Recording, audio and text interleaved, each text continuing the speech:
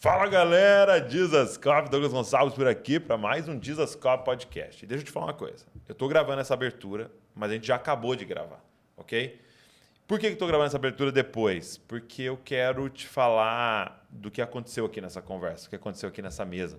Eu fiz 2 perguntas, tem 1 hora e pouco aqui de podcast e acredite, eu fiz apenas 2 perguntas. A primeira muito importante, vai te abençoar muito, mas a segunda, ela é muito importante para o tempo que a gente está passando e contém nela um testemunho de algo que o Saulo passou recentemente e também uma profecia para hoje. Então eu queria que você ficasse o tempo todo aí com a gente nesse podcast e se atentasse principalmente ao segundo momento que nós conversamos aqui. E eu só tenho um jeito de definir o que vai acontecer aqui nessa mesa. Barril dobrado, meu amigo. Vamos embora.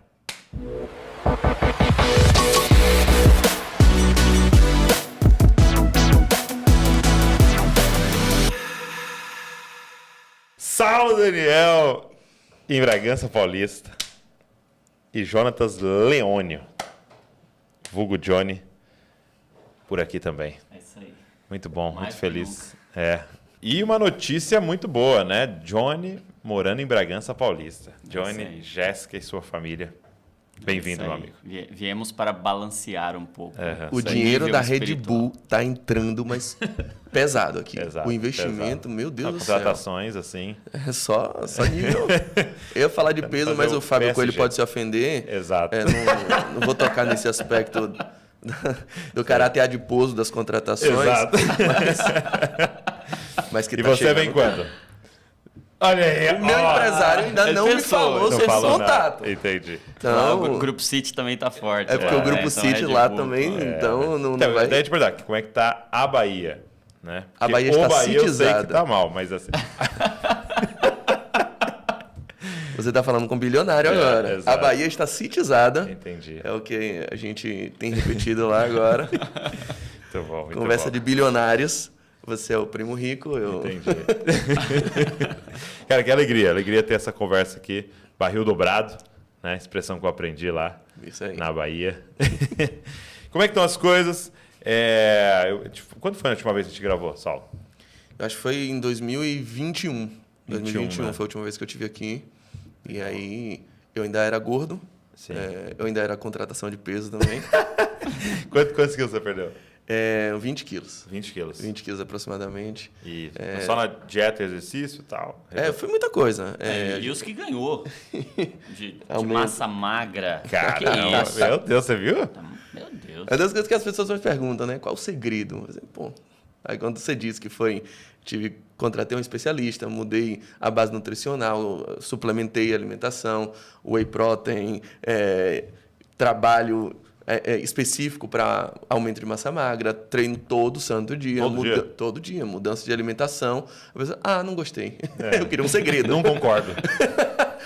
Que é aqueles... Quando você começa, é muito desestimulante, porque, rapaz, meu começo foi bem intenso. Eu fiquei muito tempo para começar a emagrecer. Eu fiquei 10, 20, 30, 40 minutos malhando e não emagrecia. Nada? Nada, cara. Aí...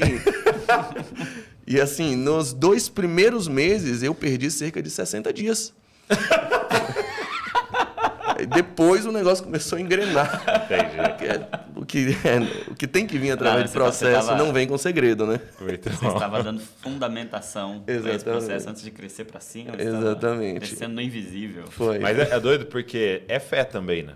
Sim. E do que você tá falando, né, cara? Você faz, você não vê resultado imediato e é fé, né? É isso. O que me falaram, o que tá nos livros lá, vai dar certo. Eu sempre gostei de definir fé como acreditar no especialista. Aliás, eu já fiz um vídeo aqui falando sobre isso, um dos primeiros, você entender errado, falando sobre fé e dúvida. E para mim, uma das melhores definições de fé é crer num especialista. Como advogado, um dos principais desafios que eu tenho na advocacia é a pessoa que já chega no meu escritório sabendo a solução, porque viu no Google. Então, doutor, isso aqui é caso de uso Que campeão. é o seu desafio também, né? Exatamente. Como médico. Então, Usa o campeão. Usa o campeão. Vai lá, campeão, usa. Então, a pessoa já sabe o que quer, mas ela quer uma palavra só para referendar. E às vezes eu digo o oposto e ela, não gostei. Bem, para dar certo você vai ter que confiar, mesmo não concordando. Então, a ideia de confiar no especialista é a base da fé. Confiar que aquele treino, que aquela alimentação, que aquela quantidade de calorias que um especialista passou para mim vai ser o bastante, vai ser o suficiente para um processo de reeducação, de reformulação corporal, é o grande segredo, que na verdade é um processo que a gente vai assimilando e crendo que, mesmo não dando certo no início, uma hora o resultado vai chegar. Muito então, esperar contra a esperança. De hoje não foi, mas com o tempo, quando você não percebe, você não se dá conta, o seu corpo já está completamente diferente. Por isso muita gente fica fazendo muitas vezes o foto do antes e depois, aquelas fotos paradigma, porque você só percebe com o processo. Quanto tempo foi? Bem, eu ainda estou em processo, né? É um processo que eu... Eterno. Eterno agora, né? Espero não virar sanfona. Algumas pessoas ficam engordando, emagrecendo, tal ponto você abraça, sai asa branca, né? Vira a sanfona. Mas eu pretendo não passar por esse processo, mas aproximadamente o processo de emagrecimento levou cerca de 4 meses. Entendi. Então, desde então, tenho lutado para manter, para melhorar os níveis de massa magra, diminuir a gordura corporal, mas o peso mais ou menos se mantém. Legal. Muito bom, muito bom. Lindo Bom processo. Demais, né? Você, como médico, você deve estar feliz, né? Demais. Menos trabalho para você. E esse caminho mesmo da construção de um hábito, né? Porque a gente é muito centralizado ainda nessa medicina do medicamento, né? Então, o Saulo foi na medicina do comportamento. Então, o melhor remédio que existe na saúde é o hábito, né? É o hábito. Muito bom. Eu queria começar falando o seguinte, né? O Saulo é conhecido aqui pelo quadro que a gente fez junto, né? Você entendeu errado. Que por um tempo soava arrogante, né, da nossa parte. Você entendeu errado. Só eu entendi certo. Muita gente lia assim, só eu entendi certo. Só eu entendi certo. Mas assim, foi muito legal a aceitação. Primeiro, nosso Salmo 23, né? Já começamos no texto mais conhecido pelo Brasil. E assim, eu percebo que esse quadro começou a gerar nas pessoas como eu poderia dizer, essa pulga atrás da orelha de que eu fui ensinado errado. Porque não é nem você entendeu errado, você foi ensinado errado. O seu pastor te ensinou errado. Porque a pessoa, tipo assim, ela não estudou o Salmo 23 e chegou naquela conclusão, e a gente falou para ela, olha, sua conclusão está errada. Ela ouviu de algum lugar, né? E aí ela falou, nossa, aquilo que eu aprendi errado. Que já é um puxão de orelha dizendo, você precisa ler sua Bíblia, né?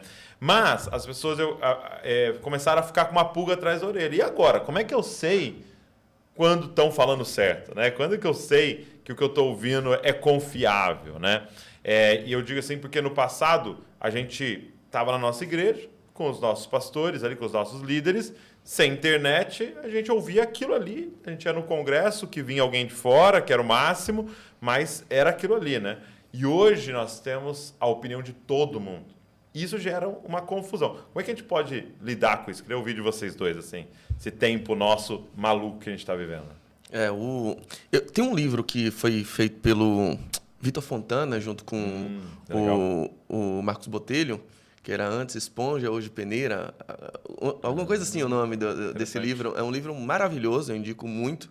É um livro que eu li há algum tempo, mas que eles falam exatamente do paradigma de uma sociedade pós-moderna onde a informação deixou de ser um diferencial.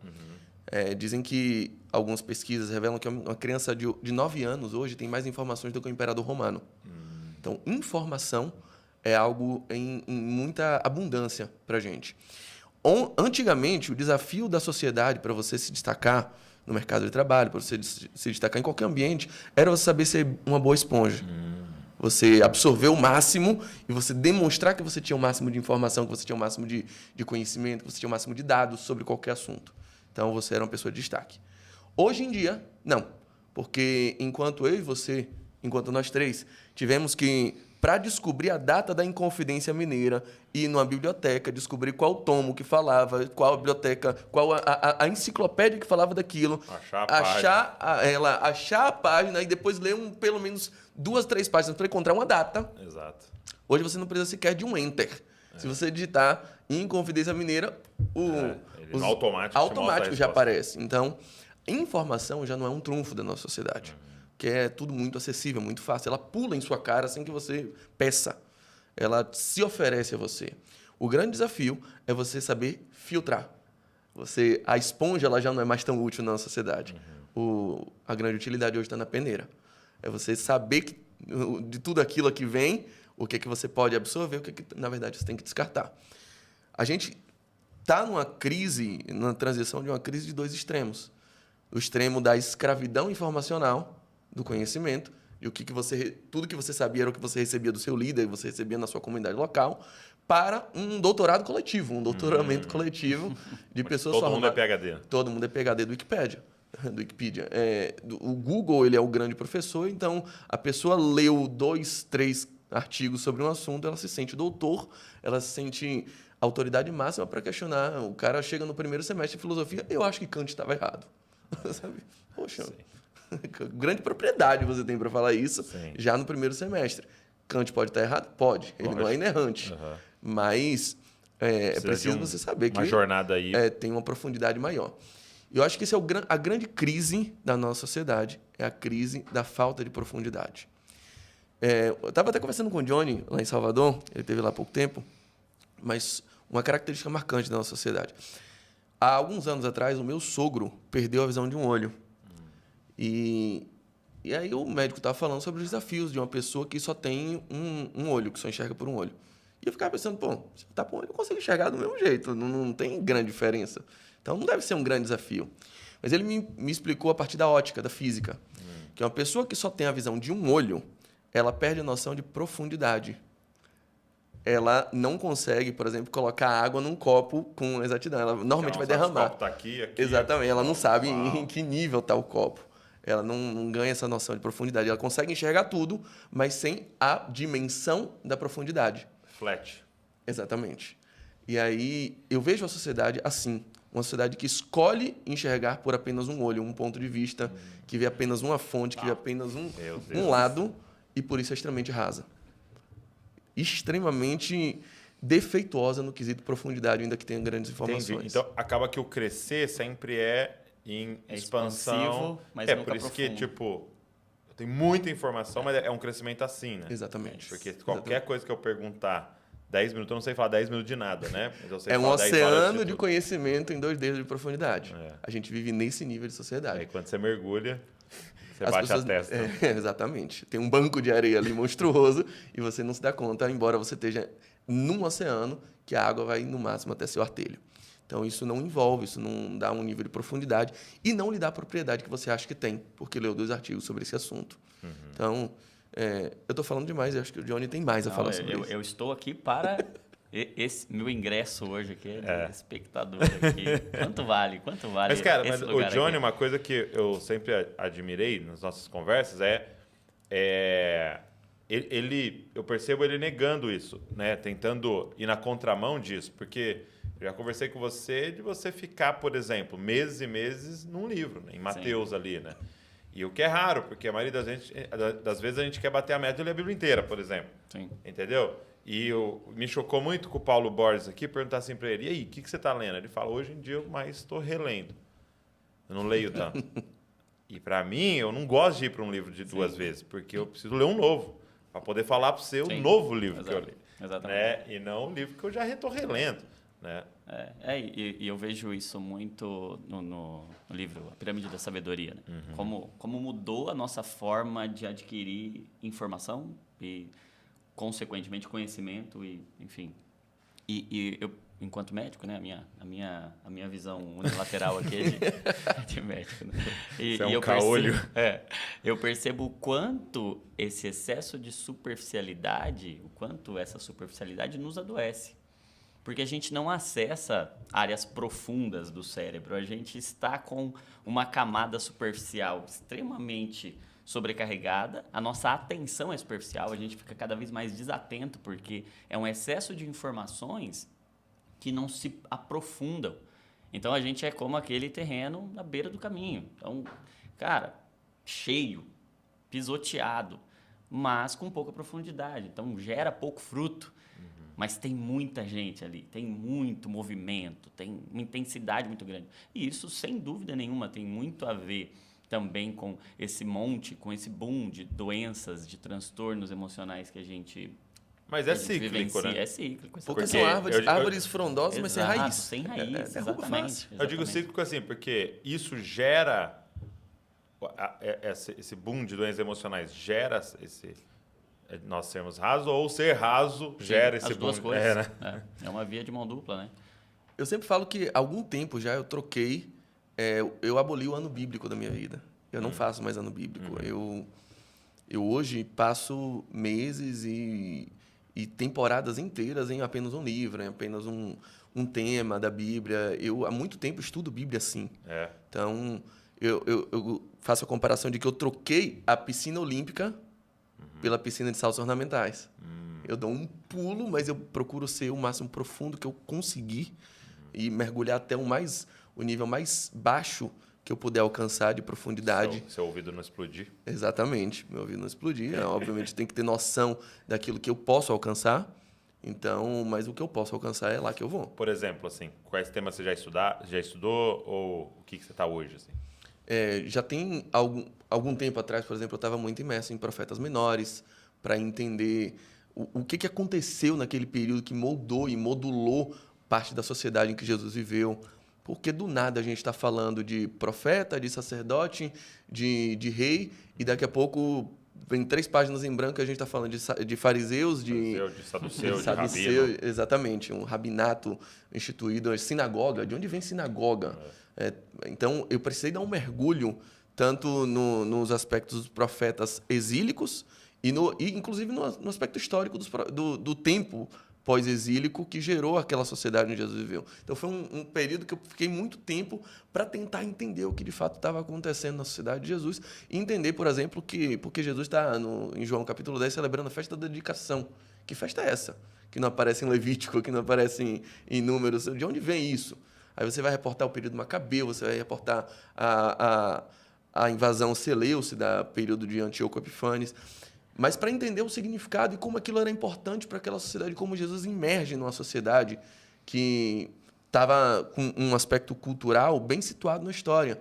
Então, foi um tempo que eu passei muito dedicado a isso e que o Senhor ministrou coisas muito boas em minha vida, muito, muito interessantes. Legal. Entendendo profetismo, entendendo... um livro que eu já fiquei, acho que quase um ano inteiro lendo ele, foi Jonas. Meu livro preferido da Bíblia. É mesmo? Eu sou apaixonado pelo livro de Jonas. Então, eu já fiquei muito tempo lendo de trás para frente, de frente para trás, entendendo como o Jonas fala. Por exemplo, na pandemia, Deus mandando Jonas para um lugar longe do templo e ele sonhando com o templo. Ele no ventre da baleia, do peixe, enfim, sei lá que peixe era aquele, se era mamífero também, enfim. Mas ele orando, quando é que eu voltarei para o templo? E Deus, não quero você no templo agora, eu quero você dando uma mensagem fora do templo, você aprendendo a sobreviver fora do templo. Então, foi um período que Deus falou muito comigo ali, que tinha uma mensagem para o mundo e não mais para os crentes, uma mensagem para os inimigos de Deus. Então, eu gosto muito hoje de estudar a Bíblia a partir de saltos ornamentais, de saltos que visem profundidade, porque essa piscina olímpica eu já percorri algumas vezes e essa visão panorâmica a gente já adquiriu. Não que ela não seja necessária, mas é importante você ter visões panorâmicas. Sim, ela tem o seu momento, né? Sim, é importante você não estar ignorante. Eu gosto muito dos louvores do grupo Logos, antigo. Ele falava... Você continua no Logos. Logos é eterno. Respeite o que é clássico. Mas o Paulo César dizia, uma canção, ele dizia: quero ter conteúdo sabendo de tudo em volta de mim, mas nunca trocando a viva palavra pelo que eu achava ou deixo de achar. É um louvor muito, muito estrutural para a minha vida sobre a necessidade do crente não ser alienado, do servo de Deus não ser ignorante acerca dos assuntos. Eu preciso saber de tudo em volta de mim, mas sabendo que a palavra ela tem primazia, ela tem soberania sobre todo o conhecimento que eu adquiri.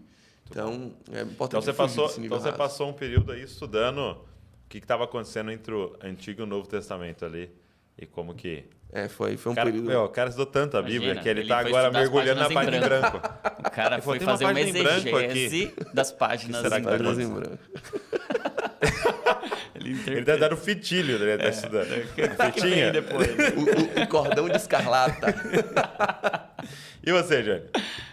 Eu o quê? Você gosta da Bíblia? Você quer aceitar Jesus? Depois disso, o que eu falo? Não, Mas eu digo assim, você também, às vezes, vai para temas? Não, eu já conversei com você mais em relação a livros. Há bastante tempo já, eu também caminho nessa direção dos saltos mais profundos, dos temas. Eu gosto muito, assim, de ler um trecho, fazer uma leitura lá de 1, 2 capítulos, mas de pegar a minha meditação em um versículo, em um pequeno texto e tentar extrair tudo que o Senhor tem para mim ali naquele dia. Só o bagaço da laranja. Exato. Eu, há um tempo atrás, eu aprendi uma meditação bíblica com o Tim Keller, que eu traduzi ali para minha linguagem, né? Ele... Qual é o texto, acróstico, né?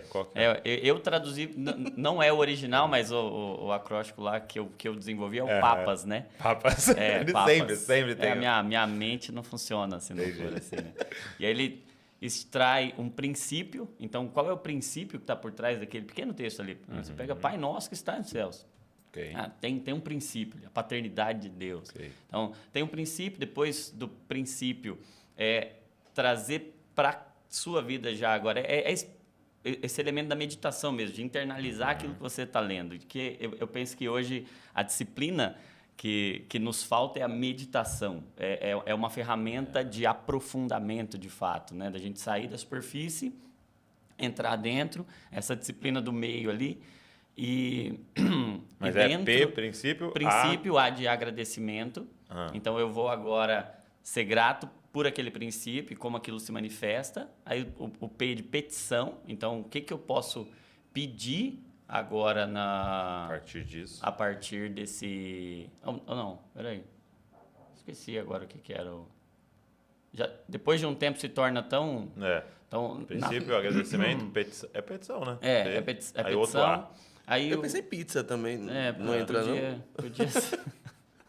Podia ser também. Mas enfim, depois de um tempo ele se torna tão internalizado que a ideia é você trazer agora... Deve ser a adoração último. Não, é o A de adoração e o S de súplica, que agora você vai suplicar, você vai fazer Enfim, eu esqueci agora Depois num divinamente você vai passar isso. Eu divido aí. Mas é um caminho de como você traz aquilo do texto para a sua... E aí eu pego aquilo ali, deixo aquilo... Deixo o texto ir me invadindo e se transformar em rotina, se transformar em elementos práticos. Então, como é que eu posso encarnar aquilo? Então, a minha meditação, não tão teológica, né, nesse aspecto, ela é mais prática. É como aquele texto vai afetar a minha vida, como aquilo vai se manifestar no meu dia. Então, eu sempre quero uma palavra para o meu dia. Como é que eu vou... E aí, acaba que, enquanto eu não sinto um direcionamento de Deus em um texto para sair dele, eu fico ali. Ainda tem mais coisa aqui, tem mais coisa que Deus quer me... E a gente está sendo roubado por uma cultura do desempenho, né? Porque se você fica no texto, você não termina. Né? E tem na nossa cabeça que tem que terminar. Né? Que tem que... Bater a meta. E aí, isso Lembrei é muito ruim. do P. Princípio, agradecimento, perdão. Então, eu vou agora partir ali para um quebrantamento, para um arrependimento. Porque minha vida não está alinhada com aquele... Exatamente. Muito bom. Então, como eu estava dizendo... Assim, agora eu lembrei todo. Então vai. Demora, mas vai. Princípio, então, qual é o princípio que está ali? Aí, depois, o agradecimento. Então, como aquilo se manifesta na minha vida e eu já posso ser grato. Perdão. Então, que áreas da minha vida que ainda não expressam aquele princípio bíblico e agora eu posso me arrepender. Ações. Então, que ações que agora eu posso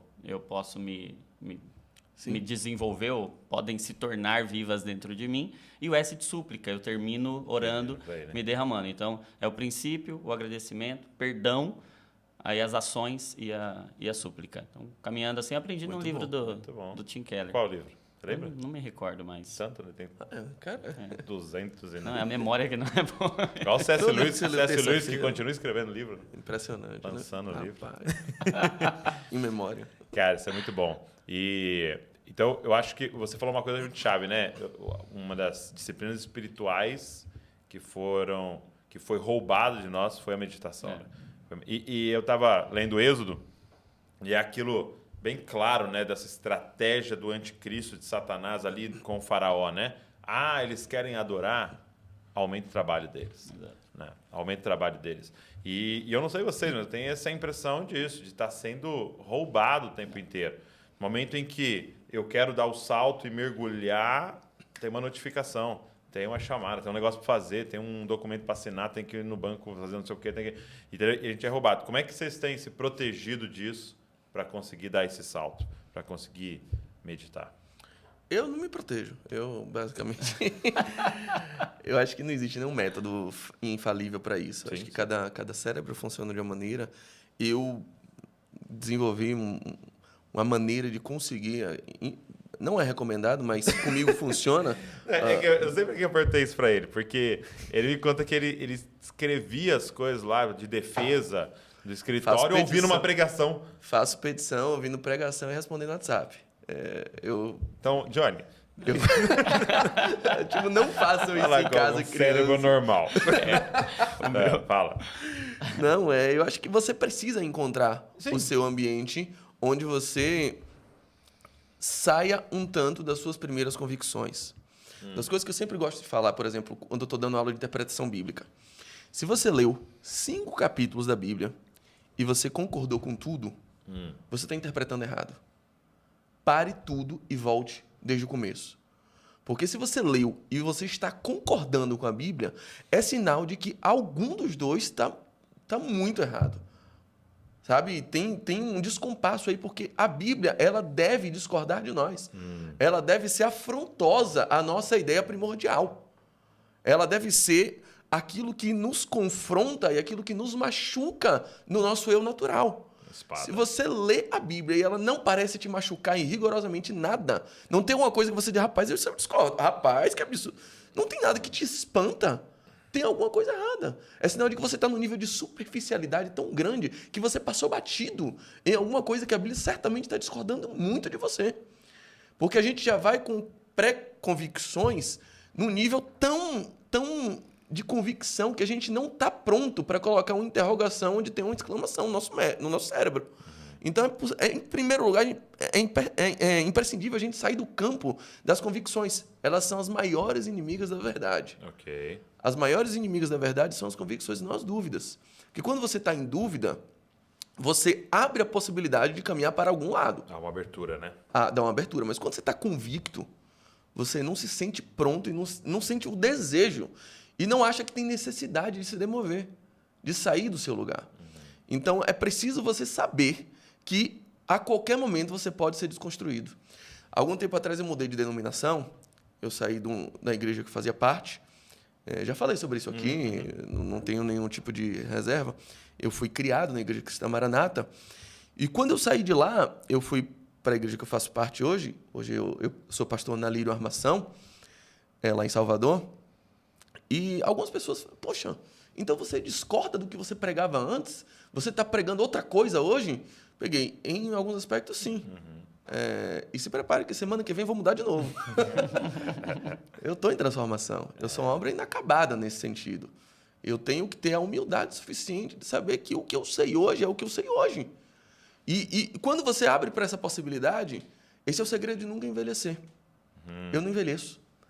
O Saulo que você está vendo hoje é a versão mais nova do mercado. Recém-nascido. É o recém-nascido, pô. É recém-atualizado.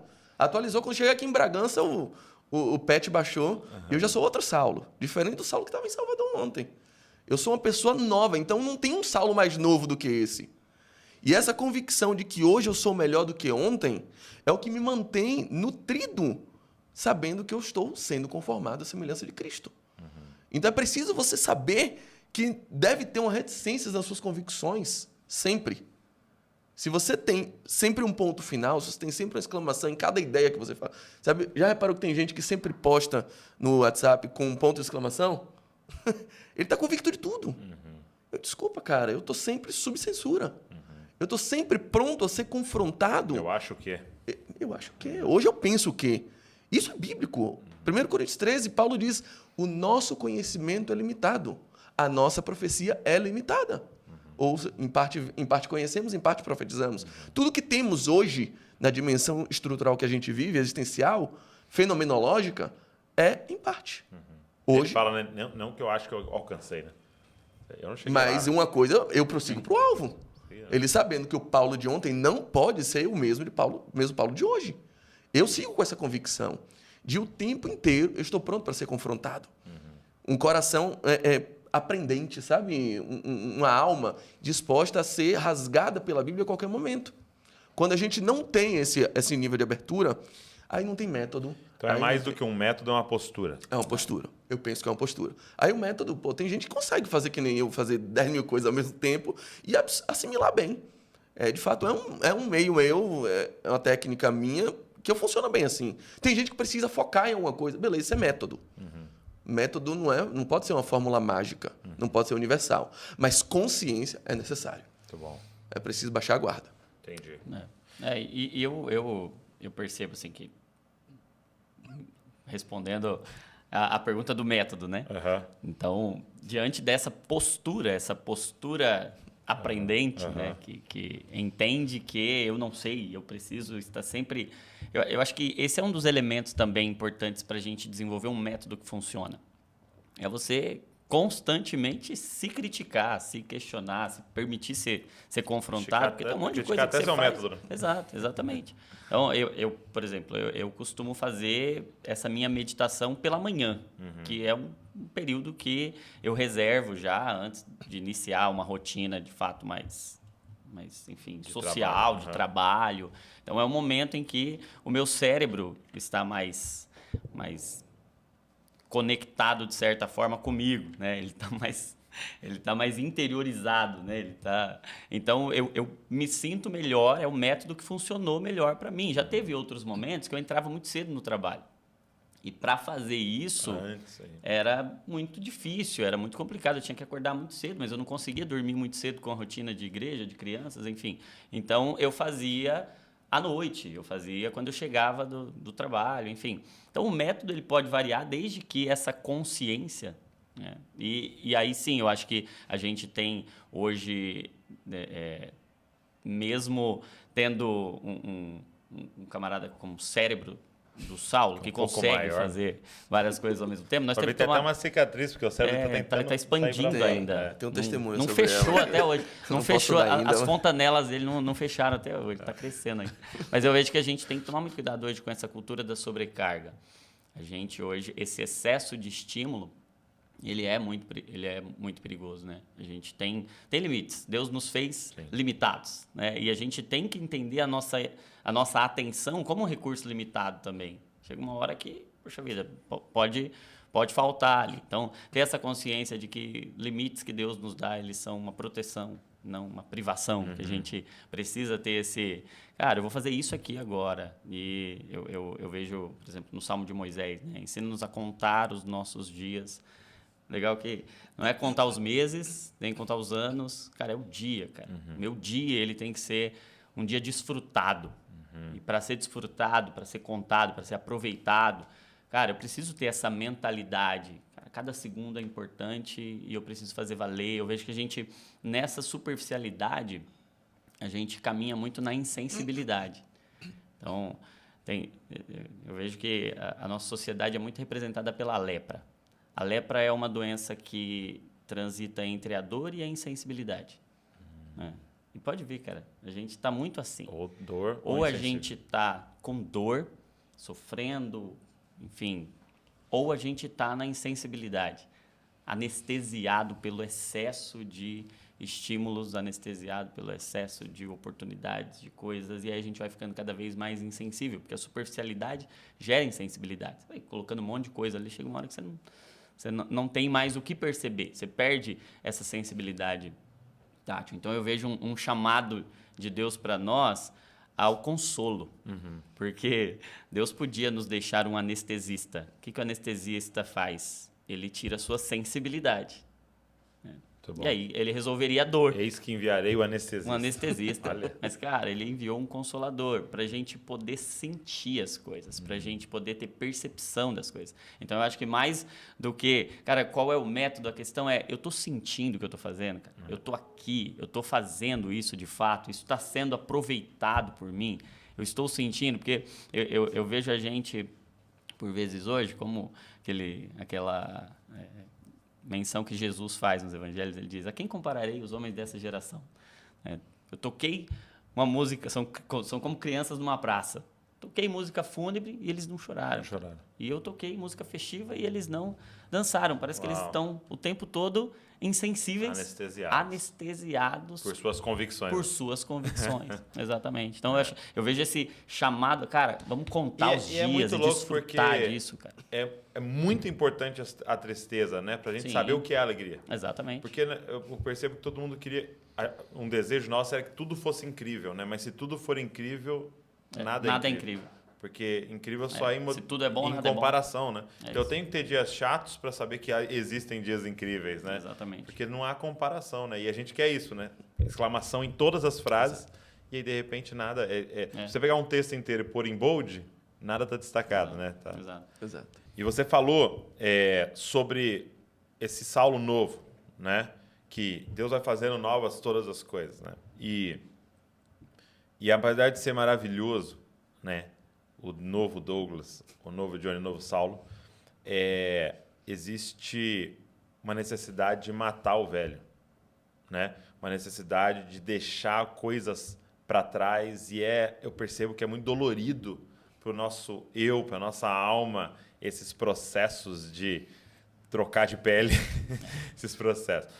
E eu sei que você passou por algo recentemente e eu queria que você pudesse compartilhar um pouco com a gente. Eu sei que você passou por um período aí de experimentar uma depressão e eu queria saber como é que foi e como é que foi esse processo aí, o que Deus fez na sua vida nesse período. É difícil falar sobre pessoas ex-depressivas, porque muita gente diz que não existem ex-depressivos, né? São depressivos em tratamento. Então, eu adquiri a consciência hoje de que eu tenho um tratamento a ser feito e que ele pode levar a minha vida inteira e eu estou tranquilo quanto a isso. Com medicações, pelo menos por um tempo, processos terapêuticos. Mas isso não é falta de fé? Cara, eu uso óculos. Eu não dirijo, eu sou míope e não dirijo sem óculos. Então, será que eu tenho falta de fé para usar óculos, para comprar o mesmo reconhecimento da minha limitação no olho, eu reconheci com relação à minha estrutura emocional, almática, enfim, de uma forma geral. Né? Química. E que me fez procurar um especialista. Mas, no meio do ano passado, eu estava num nível de muito trabalho, de muito estresse, de muita coisa acontecendo. E aí a gente vem com aquelas situações ministeriais. Muitas vezes o ministério ele é um lugar de muita solidão. É um lugar muito isolado, onde a gente está cercado de muita gente, mas muito introspecto em nossas emoções, em nossos desejos mais reprimidos, em nossas situações existenciais, que às vezes a gente não tem tanta abertura para falar nem com os nossos melhores amigos, sobre desejos que você tem que você não gostaria de ter tido, sobre crises que você tem com relação a aspectos conjugais que deveriam ser exemplo para a igreja. As pessoas olham para você, poxa, você e a Val são exemplo para mim. Não sabem que às vezes vocês estão passando um período de um deserto ali. E foi misturando tudo isso. Misturando algumas crises que eu estava dentro de mim, misturando alguns picos de estresse que eu estava passando, misturando algumas crises conjugais que eu vivia, inclusive no meu casamento, na minha família e no meu aspecto profissional. Embora fosse um período que eu estava muito bem em evidência. Ministerialmente, assim, começaram a vir convites para agendas fora do país, muitos convites, muita gente, a igreja crescendo muito, profissionalmente, o escritório numa fase muito boa da advocacia. Eu estava dando entrevista em todos os canais de TV lá em Salvador, Que legal. Na advocacia, sempre qualquer assunto ligado às minhas áreas de trabalho que acontecesse em qualquer lugar da cidade, a imprensa me ligava, Saulo, queremos sua opinião, dá uma nota aqui para publicar, jornal do país inteiro. E isso tudo acontecendo e eu perdendo a sensibilidade acerca de questões muito, falando em sensibilidade, muito mais importantes, muito mais orgânicas na minha vida, como necessidade de pessoas muito próximas. Um dia que eu estava pregando na igreja, eu usei uma expressão muito infeliz que eu extraí de um filme. Eu falei sobre alguma coisa relacionada a pessoas depressivas e sobre o fato de pessoas depressivas nem sempre desejarem a felicidade. Que algumas delas desejam mesmo ser infeliz para continuar depressiva. Eu falei dessa forma. Enquanto eu falava, uma pessoa no chat, eu vim ver isso depois, comentou assim, puxa, esse pastor é mesmo insensível. Tá na cara que ele não sabe o que é uma depressão. Tá na cara que ele nunca passou por isso para ele falar dessa forma. Ele não sabe do que ele está falando. Depois eu vi, eu fiquei... Meu primeiro pensamento foi... essa pessoa deve estar passando por uma depressão, né? Ela, coitada, não entendeu o que eu falei. Não absorveu. Aí, no segundo momento, eu parei. Mas eu acho que eu fui duro demais. Eu acho que eu fui insensível. Como é que eu não pensei que pode ter gente que pode se ofender com isso? Porque a fala, de fato, é forte. Ela foi quase que afrontosa. E aí eu percebi que se eu estou tão insensível à dor de pessoas que estão me ouvindo diretamente, então era muito provável que eu estivesse começando a mergulhar num processo depressivo. E os dias seguintes a isso foram um verdadeiro calvário para mim. Foram um processo de adoecimento até muito rápido. E aí, nesse período, eu até comentei um pouco com você, eu estava muito introspectivo, mas eu sabia que eu precisava contar com o apoio de pessoas. O Johnny foi, tenho que falar, um amigo que se ofereceu, me procurou, sabe? Eu não queria falar com ninguém. O Johnny, Saulo, você vai falar comigo sim? Eu te ordeno em nome de Jesus. Vira Paulo em nome de Jesus. Isso que eu te digo. Não te chamarás. Mas, assim, houve outros Johns também na minha vida, outras pessoas. Cito o meu irmão, Silas, minha irmã, Sara, foram pessoas que foram poderosíssimas. Tem um outro aspecto também que eu não posso deixar de citar. Eu sempre, embora seja pastor, sempre fiz questão também de ser pastoreado. Eu tenho gente que fala na minha vida, gente a quem eu escuto. E fez muita diferença eu ter uma liderança também junto comigo, principalmente na figura do pastor Diogo Dantas. Aliás, é um absurdo você nunca ter trazido o Diogo Dantas aqui. Eu quero concordar com o Saulo. Tome. Ok. Ao vivaço. 2-0. Dantas. Diogo é um cara ímpar. O pastor Paulo Neto também, meu companheirão lá, de pessoas líderes que não me demonizaram naquele momento. Viram um pastor em depressão e não disseram que era um pastor em opressão, sabe? E não tentaram expulsar um demônio meu, não tentaram fazer nada disso, só ofereceram um ombro. Me entenderam, abriram um leque onde eu podia falar de todas as minhas crises, de todos os meus desejos, de todas as minhas vontades, até pecaminosas. Como é que o pastor está pensando nisso? O pastor está querendo outra vida, o pastor está querendo largar a vida ministerial, querendo viver de um modo que eu nunca vivi. Então, tudo isso passava pela minha cabeça, de que eu já não me reconhecia, já não sabia quem eu era. Isso, para mim, foi extremamente doloroso. A principal constatação, de que já houve um Saulo melhor do que o Saulo de hoje. Isso me adoecia de um jeito singular. Quando eu olhava para trás e disse, eu já fui melhor do que eu sou hoje, aquilo era a minha derrota. Era o que eu carregava dizendo, parece que Jesus não tem mais campo para trabalhar em mim.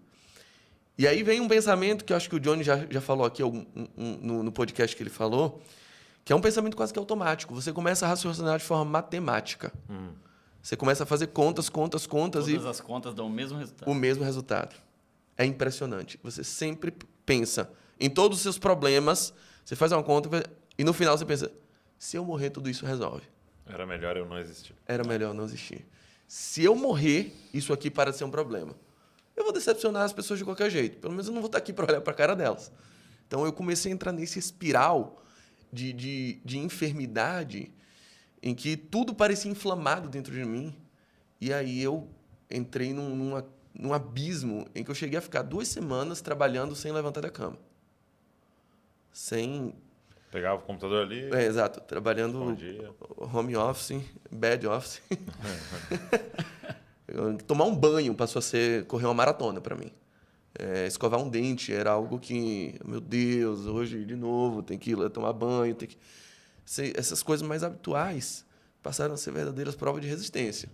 Assim, pô, se eu tomar um banho, eu ganho a prova do líder essa semana, sabe? Eu não sabia mais que nível de existência eu estava vivendo. Então, a morte começa a ser um caminho muito, quase que inevitável. Sair desse espiral é muito, muito, muito difícil. Eu comecei a entender melhor o processo depressivo só a partir daí. Comecei a ter uma sensibilidade maior a partir daí. Há coisas que eu ouvia falar, nunca tive nenhum tipo desses preconceitos mais retrógrados com relação a doenças psicossomáticas. Eu já vivi isso na minha família. Mas esse nível de sentimento de propriedade não dá para passar, não dá para sentir se você não passar. Algumas coisas foram bem fundamentais para essa mudança em mim. A primeira é que quando você está nesse processo, você tem uma vontade muito grande de se isolar, de não ver ninguém, porque você pensa, se eu der um oi, eu vou decepcionar ele. Ele vai dizer, poxa, esse é o pastor Saulo mesmo? Você era todo... Tipo de oi, é isso? Poxa, esse oi tá... Então, você sempre acha que você vai decepcionar alguém. Então, você quer se isolar, você não quer ver ninguém. O Johnny esteve lá em Salvador, eu não fui ver o Johnny. É mesmo? Foi. O Johnny pregou na minha igreja e eu não fui. Eu não tinha cara de olhar para ele, sabe? Eu não conseguia. Cara, se o Johnny me ver assim, que vergonha, velho. O cara é meu amigo e tal. Então, você se envergonha de tudo, você se sente fracassado. Mas é importante você entender que ninguém sai do abismo sozinho.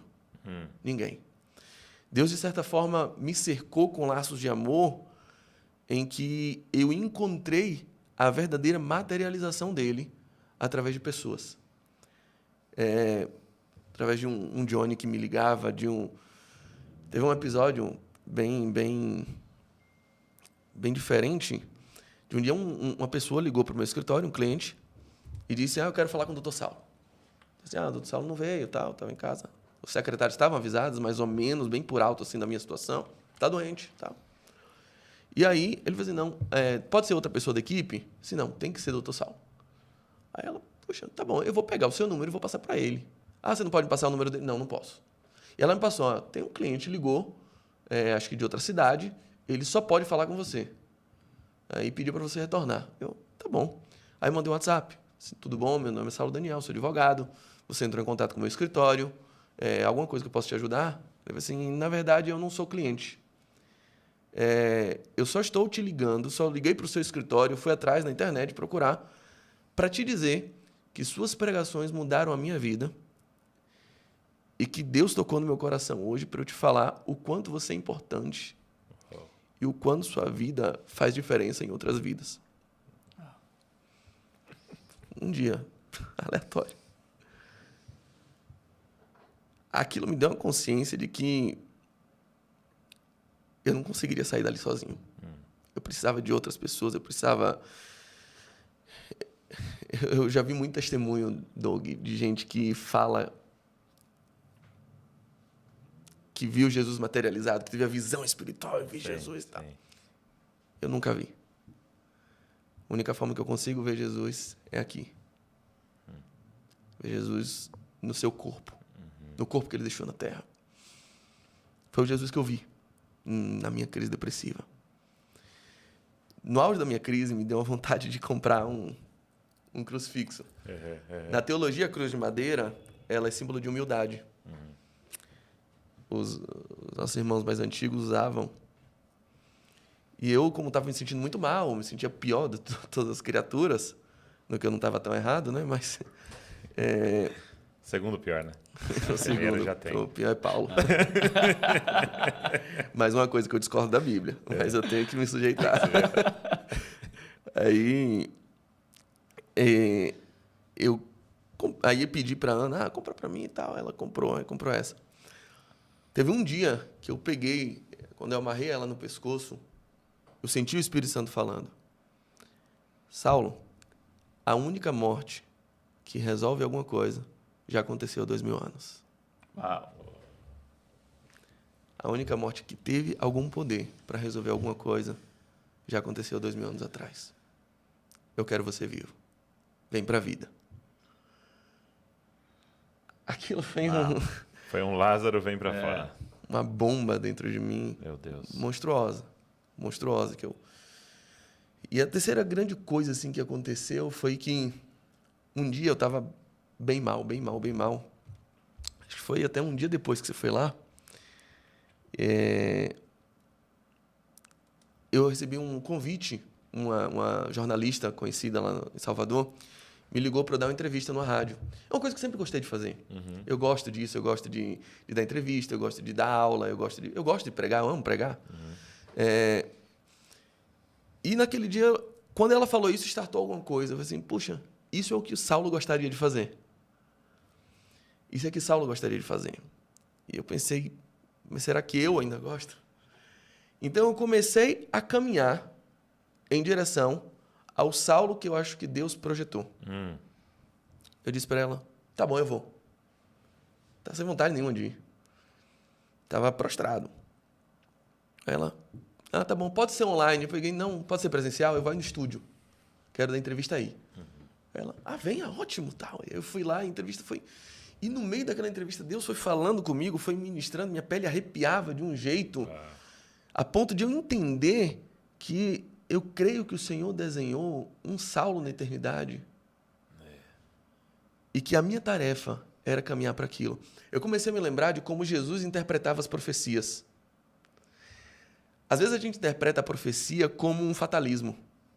Se Deus falou, vai acontecer.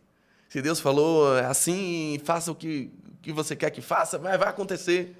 Jesus não interpretava assim a toda evidência. Jesus interpretava a profecia como um direcionamento para que ele atingisse o ideal do propósito de Deus. Tanto é que a gente vê várias vezes dizendo assim, e ele fez isso para que se cumprisse a profecia. A profecia era o ideal de Deus, era o coração de Deus despejado na vida dele, era o propósito desenhado, era a obra pronta desenhada, e que Jesus entendia, se é isso que ele desenhou para mim, é para lá que eu vou. Eu comecei a entender que eu já não me sentia aquele cara, que eu já não me sentia um pastor, que eu já não me sentia um bom marido, já não me sentia um bom pai, mas eu sei quem Deus desenhou para mim. Então é para lá que eu vou andar. Andando para lá, o Senhor começou a ministrar uma cura dentro de mim, dentro do reconhecimento dessa minha finitude, dentro do pedido de auxílio, de consulta a médicos, tudo isso. Eu tive que passar por isso, e então é bom deixar essa mensagem muito clara de não mistificar tudo, mas só o remédio também não resolve. É preciso ter também um apoio terapêutico, um apoio emocional, um apoio psicológico, um apoio almático, um apoio completo, uma obra completa ali. Integral. Exatamente. Ele me devolveu não ao Saulo que eu era, mas a um Saulo muito melhor. Eu penso isso. Eu tenho plena consciência. Há algum tempo atrás eu assisti um filme que o Silas me recomendou, Silas, meu irmão, Silas tinha uma paixão por filmes clássicos, chamado Felicidade Não Se Compra. A Felicidade Não Se Compra. É um filme de 1946, do diretor Frank Capra, que começa com um homem muito benevolente na sociedade que começa a ter um desejo de suicídio, porque ele perdeu uma quantia grande e vai causar um prejuízo muito grande. E aí Deus envia um anjo para lá, para falar com ele, que ele não pode fazer isso. E ele mostra como seria o mundo se ele não existisse. Olha como seria esse bairro aqui se você não existisse. Então, várias pessoas não seriam ajudadas, várias casas não teriam sido construídas, porque ele era o benemérito daquilo. Ele mostra um mundo muito piorado. Então, eu comecei a fazer esse raciocínio de todos os dias pensar como seria o mundo sem mim. E todas as vezes hoje que eu penso que o mundo sem mim seria um mundo melhor, é sinônimo de que eu estou em pecado. Porque eu estou longe do propósito de ser sal. Quando Jesus diz assim, esse mundo está sem gosto, esse mundo está horrível. Vou enviar o sal. Eu vou melhorar. O sal. O Saulo. Sal de Ló. Então, eu vejo isso sem nenhuma arrogância hoje, sem nenhum tipo de engrandecimento pessoal, mas eu tenho plena consciência de que esse mundo seria pior se eu não existisse. Deus colocou isso no meu coração. Tem algo dentro de mim que Ele plantou que só eu posso dar. Sim. Eu sei quantas vidas não teriam sido consoladas, quantos casamentos não teriam sido impactados pelo meu conhecimento pastoral e jurídico. E quantos casamentos eu recuperei na mesa do escritório, Douglas. Claro, Deus recuperou e me usou para isso. Essa consciência me devolveu o prazer de viver. De que meu filho precisa de mim como pai e eu não posso substituir. Eu não posso substituir por outra figura. Que tem uma esposa que confiou em mim e eu preciso honrar esse papel, por pior que eu seja. mas eu sei que há um mundo que não seria a mesma coisa se eu não existisse. Então, essa consciência que eu realmente sugiro que todo mundo que assiste isso desenvolva também, pode nos resgatar e pode nos fazer entender o verdadeiro sentido de ainda estarmos vivos. E que a morte, que poderia solucionar alguma coisa, já aconteceu há 2.000 anos atrás. Uau. Meu Deus. Eu estava numa reunião de pastores agora e o Thomas Walker, um dos irmãos Sim. Walkers ali, ele falou assim, eu entendi um dia salvação como sendo salvação é Deus apresentando para nós quem nós verdadeiramente somos, né? Então é Deus mostrando para a gente quem nós somos quando Ele nos vê. Isso é ser salvo, né? E é isso que você está falando, né? Agora, antes de ser uma convicção, foi uma obediência, né? Então, assim, Exato. Você falou, não, eu vou me comportar pela fé. Exato. Né? Eu confiei no especialista. Eu acreditei no que ele falou, mesmo eu não acreditando que eu pudesse ser aquilo. Mesmo eu não mais enxergando aquela pessoa, aquele Saulo. Eu não sei, assim, não me parece que eu ainda posso ser ele. Mas se você falou, se eu entendi que é isso que você desenhou de mim, se é isso que você me criou para ser, eu sabia o que ele tinha me criado para ser, é para lá que eu vou andar, para que se cumprisse a profecia. Eu comecei a raciocinar a profecia dentro desse espectro do ideal, do propósito de Deus na Terra, através de mim. O Paulo fala muito disso, né? O Paulo Borges, ele fala muito de a profecia não ser um anúncio do futuro, né? Mas ser um anúncio do eterno que tem que ser manifestado, né? Pronto. No hoje, né? Isso, para mim, é fundamental. Eu queria entrar um pontinho a mais nisso aqui. Enquanto eu estava nesse processo, um dos livros que eu li, que me ajudou muito também, foi um livro chamado Toque as Feridas, de um padre tcheco chamado Thomas Halik. É um livro... Esse cara aí. É monstruoso. Meu Deus é um Deus ferido, né? Meu Tem um Deus, livro dele. um Deus ferido. Cara, essa frase me chocou de um jeito. Sabe, a experiência do Tomé. Isso. Tomé não teve uma crise de ateísmo. Até porque seria anacrônico você pensar em ateísmo. Ninguém era ateu naquela época. Ateísmo é uma construção posterior. Tomé não teve uma crise de ateísmo. Tomé teve uma crise de não acreditar que Jesus se importava com ele. Ele não queria ver Jesus vivo, ele queria ver Jesus ferido. Eu preciso tocar na ferida dele. Eu preciso saber se ele entende de fato o que é alguém ferido. Todo esse processo me levou a uma consciência, a uma constatação de que hoje eu sou um pastor ferido. E muito mais apto a cuidar da ferida de outras pessoas. É isso. E todas as vezes que eu encontrar alguém com crises de fé como a que eu tive, com crises existenciais como a que eu tive, eu vou poder estender a mão e dizer, toque nessa ferida. Faz muita diferença. Muito. Quando você está passando por uma dor. Eu, quando perdi meu pai, um dos abraços mais especiais que eu tive foi de um amigo que tinha perdido o pai 6 meses antes. Ele me abraça e diz assim, é punk, né? Mas depois melhora. Ele é um testemunho vivo. Aquilo me fez entender, tá bom, isso aqui vai passar, não vai? Vai. Ele era a prova. Eu toquei na ferida dele naquele momento e eu sabia que tinha alguém capaz de me entender. Então, careceu disso. E por que eu estou falando isso? Porque se eu fosse me arvorar a trazer um retrato profético do Brasil hoje, como eu enxergo o Brasil e como eu enxergo o que eu acho que Deus vai fazer, eu acho que Deus vai devolver a sensibilidade dos ministérios. Deus vai começar a atuar e para devolver a sensibilidade dos ministérios. E pode ser que eu esteja puxando uma fila de outros pastores que vão ser adoecidos de propósito para recuperarem a sensibilidade. Para começarem a ter a oportunidade de emprestar É a feridas. cura de uma lepra, né? Emprestar feridas que vão curar outras pessoas. É ferida que vira fé. A ferida que vira... Como o Rodolfo canta, que das minhas feridas saia poder para curar. É isso. Isso, para mim, fez muito sentido nesse período, porque eu lembro que o profetismo do Velho Testamento, característico do Primeiro Testamento, não era associado a ser vidente. O que Paulo Borges fala, né? Mas a gente pensa muito no profeta como vidente, como simplesmente o cara que enxerga o futuro. Mas não. A grande característica... Até porque o vidente, muitas vezes, ele era visto como um prognosticador. Isso, é. Que Deus Que é abominável. manda expulsa esse cara do arraial. Eu não quero isso aí. O cara que está sempre com um pé lá na frente, com a expectativa de adivinhação... E ele é um gerador de ansiedade. Gerador de ansiedade. E um gerador de controle humano, porque você mapeou o futuro a ponto de você não precisar de uma providência presente. É essa nossa grande ansiedade. O pastor que previu a Covid, o pastor que previu não sei o quê, que vai prever agora que vai cair um avião. A gente está sempre buscando um meio de eu mapear a história para que eu não precise de outro apoio. Muitas vezes a gente chega a profecia assim, mas não. Os grandes profetas, eles se destacavam não pela capacidade de antever futuro, mas pela capacidade de discernir o presente através de uma sensibilidade, de uma dor. É isso. Eram caras que saíam andando nu na rua dizendo, eu estou doente.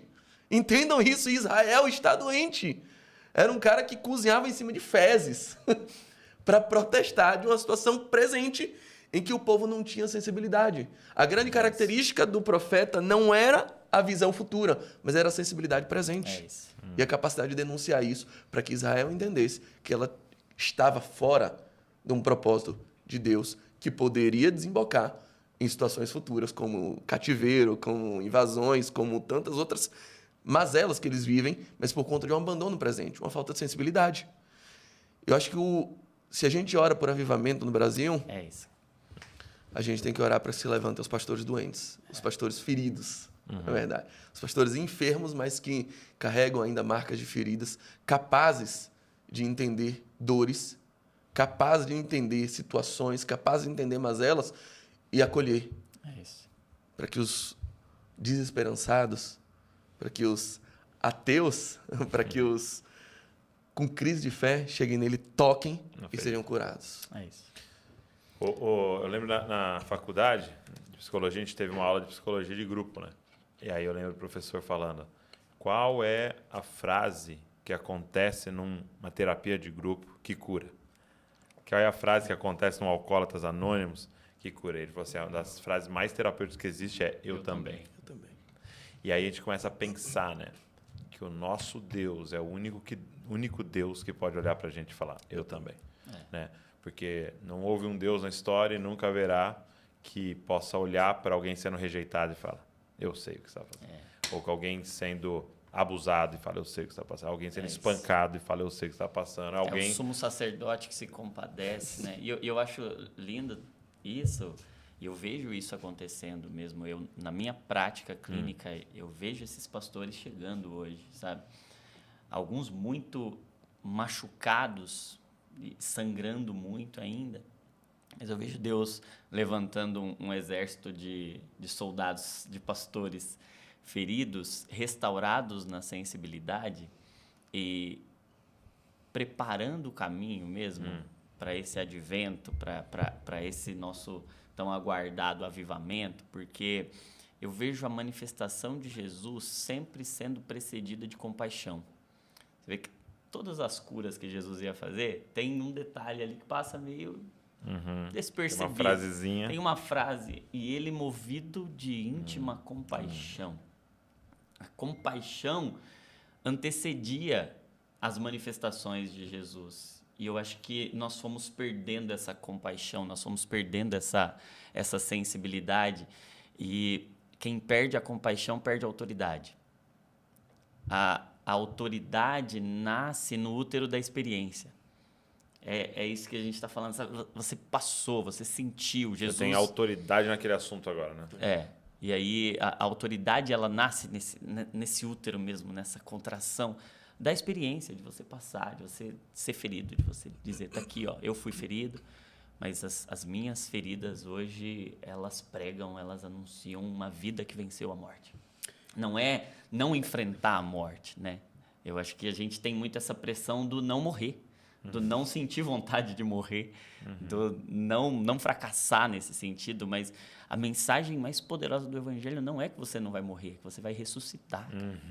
É que você vai passar pelo vale da sombra e da morte, é que você vai ter desejo, por vezes, de coisas que você não desejaria no seu espírito, mas enquanto estamos aqui, esses dias até uma pessoa perguntou para mim, mas pode um homem de Deus adoecer, eu falei, se ele fosse só de Deus, ele não adoeceria. Mas como ele é homem de Deus. Só um de Deus? Cara, só de Deus.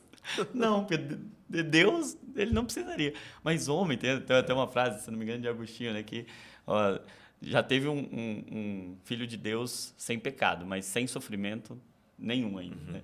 Porque muito bom. a gente vai enfrentar e a gente tem que estar habilitado a dizer e entender esse processo e falar, não... E a vez que Jesus olha para alguém e fala, para trás de mim, Satanás. Ele quando estava falando, para poupar. você não vai sofrer. É isso, exatamente. Então, acolher esse sofrimento, esse processo e entender isso como uma experiência profunda, porque eu vejo a depressão como esse, até geograficamente falando, né? É esse afundamento, né? E é entrar num vale. Mas eu descobri que você não vai ter, ou pelo menos as experiências mais profundas que você vai ter com Deus, elas vão acontecer nos momentos em que você vai estar nos seus níveis mais profundos, inclusive de dor. A sua dor mais profunda pode abrir caminho, rasgar a sua alma para uma manifestação do amor tão profundo de Deus. Porque nós vamos compreender a altura, a largura, o comprimento, mas também vamos compreender a profundidade. E não tem como compreender profundidade do amor de Deus sem estar lá no fundo. A gente vai enfrentar momentos de vales profundos e pastores também vão enfrentar esse... E Deus começa algo pela sua equipe, pelos seus líderes, aqueles que Ele comissiona, e Deus está gerando pastores experimentados no sofrimento. Famílias pastorais experimentadas no sofrimento. Chegou a ver o podcast com o Guilherme Nunes? Sim, maravilhoso. E ele falando disso, né? Do questionamento deles era como um apóstolo que sofre. E ele fala ao contrário, né? O que legitima meu apostolado é o sofrimento. É isso. Isso é muito forte. Eu não lembro quem, talvez o Saulo vai lembrar. O Saulo lembra. Alguém uma vez Ele lembra de tudo. Falando sobre, eu nunca tinha parado para pensar, né, de Moisés em cima da montanha, recebendo todas as instruções, né, da lei, depois dos sacerdotes, dos levitas e tal, e ele recebendo a roupa do Arão, recebendo todas as instruções para Arão. E o que Arão está fazendo lá embaixo? Arão tá, cara, fazendo um bezerro de ouro no meio do arraial e dizendo, eis aí o seu Deus que te tirou do Egito. Cara, não faz sentido. E Deus tá vendo. Por que ele não fala, mudei, tá? Eu tava falando Arão, mas eu acho que eu vou pôr o João, entendeu? E vai, cara, como? Deus, você tá vendo o que ele tá acabando de fazer lá? Como é que você ainda continua aqui em cima, ao mesmo tempo, dando todas as instruções, como ele e a família dele serão o sumo sacerdote, o sacerdote do... Como, mano? E aí eu vi alguém fazendo essa análise de ele sendo vestido agora de sacerdote depois de tudo aquilo ali que tinha acontecido. E agora as pessoas vão... Frequentemente, a nação inteira vai chegar até ele para confessar pecados. E ele vai olhar pro dele, né? E falar, não, tem perdão. É isso. Um dos filmes que eu te indiquei há algum tempo, e claro, você esqueceu, eu apostaria nisso. É um filme... Vamos ver. É um filme que tem a atuação do Mark Ruffalo e da Gwyneth Paltrow. O nome do filme em português é um nome que não traduz bem, que é o Terapia do Sexo. Mas em inglês é Thanks for Sharing. Não. Que é uma das frases também muito... O nome em português, falei, não vou assistir. O Saulo tá tentando derrubar aqui. Não, você falou assim, né? O nome é ruim, parece que vai ser uma coisa... Exatamente, mas não é nada do que sugere... Tem qual plataforma? Amazon. Na Amazon Prime, em inglês ele sugere muito melhor, que é o Thanks for Sharing, e fala de compulsões. Obrigado por compartilhar. Obrigado por compartilhar. Que é a frase que todos eles falam, além do eu também. Assim, poxa, obrigado por compartilhar, sabe? Grupos terapêuticos de compulsões, muitos eles com compulsões sexuais, em que vão compartilhando lá quanto tempo está longe de pornografia, quanto tempo está longe de relação sexual abusiva. E a queda de um serve para nutrir, serve de forma pedagógica, serve de forma terapêutica para o outro. Enquanto eles vão tratando isso. E o grande foco do filme, sem querer dar um grande spoiler, mas é quando eles tiram o foco de si e começam a ajudar outra pessoa. Quando eles percebem o quanto a história de vida de cada um deles é terapêutica para o outro. Aí vem a ideia, obrigado por compartilhar. O grande desafio também é que nós temos muitos pastores feridos, mas preocupados em esconder as feridas. É isso. Não tem a hombridade, não tem a humildade bastante para mostrar ao público dele, à membresia dele, à comunidade dele, que ele também é sujeito às feridas que o outro está passando. Então, eu tive que abrir meu braço, tive que mostrar Expor a o mão, coração. expor, É cruz, me né? rasgar, me rasgar e abrir como o segundo Adão não se envergonhou e dizer, hoje eu sou um pastor ferido. Sem folhas de figueira. Sem folha de figueira. Eu estou aqui me expondo a minha ferida e compartilhando. Quem sabe pode ser cura na vida de alguém. Eu vejo que não existe cura sem exposição, né? Não tem. Falando medicamente falando, né? Você só cura algo quando esse algo é exposto. E quando Paulo escreve aos Coríntios, né, dizendo que todos nós agora, dos quais o véu foi removido, né?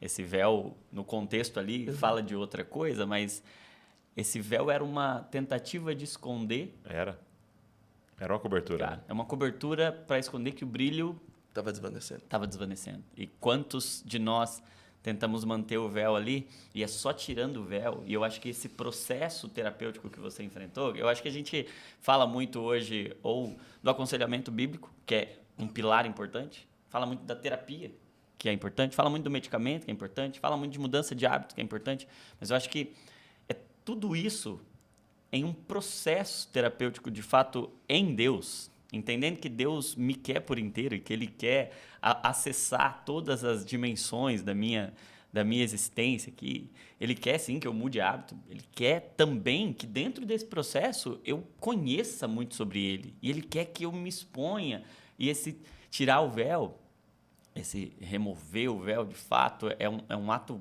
voluntário. Você tira o véu porque é na exposição, todos nós dos quais o véu foi removido, somos transformados de glória em glória à medida que o contemplamos. Então, a transformação vem nesse ambiente de exposição, de fragilidade, o encontro da nossa fraqueza com o poder de Deus. Esse é o encontro mais poderoso da Terra, né? É a mulher do fluxo de sangue. Ela vem com as suas feridas, prostrada, caída, num processo de depressão geográfica, no sentido que ela está lá embaixo, tocando na orla das vestes, mas a virtude é esse encontro. A virtude é o encontro das nossas fraquezas com o poder de Deus. E agora, a gente, tocado por essa virtude, agora a gente sai dali, daquele ambiente.